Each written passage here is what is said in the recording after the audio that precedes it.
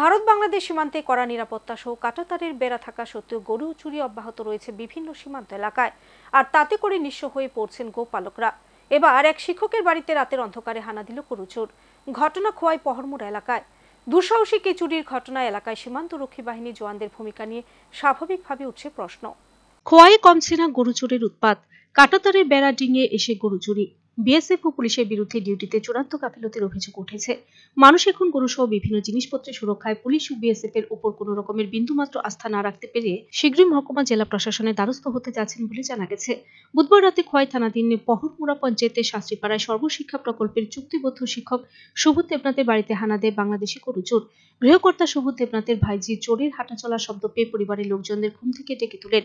সবাই বাইরে বেরিয়ে এসে দেখেন যে গোশালার দরজা খোলা। 4টি গরুর মধ্যে একটিও আর নেই। চিৎকার শুরু করে দস্তুর মতো কাঁদতে শুরু করে দেন তারা।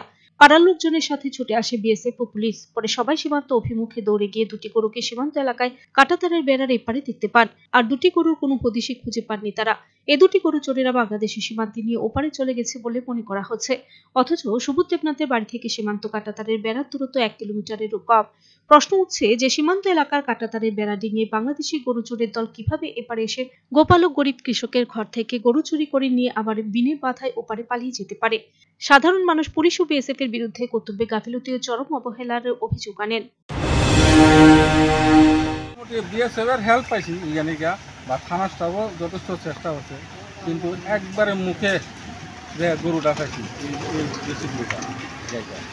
আর গাছি যেটা বড় যে আছে সম্ভবত এটা জলে দিয়ে নিচ্ছে, অত আখ নদী জল অর্ধপূর্ণ জল অত জলে দিয়ে নিচ্ছে। তারা কি সীমান্তের ওই পার থেকে আইছিল? সারা সীমান্তের ওই পার থেকে আইছে এটা শিউর, কারণ যেহেতু আমার গরুটা 50 মিটার, হ্যাঁ একদম বর্ডার থেকে কাটাতার থেকে 50 মিটার দূরে একদম নদীর কিনারে রেখেছি এবং গরুটা বিজান না অত জলে দুই নিচে নিয়ে, কিন্তু ওটা উঠাইছে, ওটা তো কিনারে কিনারে তো নিব, কাটাতার নাই। হ্যাঁ ইভেন তবে যাই হোক আমাদের হেল্প করছে বিএসএফ সামনে গেছে, গেলে কি হইব ওই একটা গরু আসলো ওই দিয়ে আটকাইতে আসি, আর ওইটা মনে হয় জলের কিনারে কিনারে নিচে। এবং ওই পারে যে পুরান বাজার বিএসএফ তারাও কিন্তু আছে একদম নদীর কিনারে। এই পারে বিএসএফ ওই পারে বিএসএফ টানাসটা সবাই হেল্প করছে। হেল্প করলে কিন্তু হেল্প করার আগে দুই মনে হয় সম্ভবত গরুটা নিয়ে গেছে। এর মধ্যে ওই দিক থেকে কি প্রতিনিয়ত চোরের উপদ্রব হয় এখন? হ্যাঁ প্রতিনিয়ত চোরের উপদ্রব হয়। আগে তো অনেক দূরের থেকে আনতো, এখন তো একদম মানে কিতা কইতাম একদম বর্ডারের কাছাকাছি বাড়িঘর এই সমস্ত জায়গা দিয়ে এরা চুরি করে উপদ্রব করে। রাত্রিকালীন পহরাতে বিএসএফ এর কেমন ভূমিকা? রাত্রিকালীন পহরাতে বিএসএফ তো কাটাতারের সঙ্গে থাকে, এরা কাটাতার দেখশন রাখে, এইটুকুই তারা ডিউটি। কারণ তারা তো আর আমাদের গ্রামে আয় না, কিন্তু থানা স্টাফ রামনে আজকে 3 দিন ধরে আমরা পাইতেছি এই জায়গাটাতে। কিন্তু বুঝলাম না আমার গরু চুরি হয়, অথচ থানা স্টাফ হয় 75 কিলোমিটার দক্ষিণে।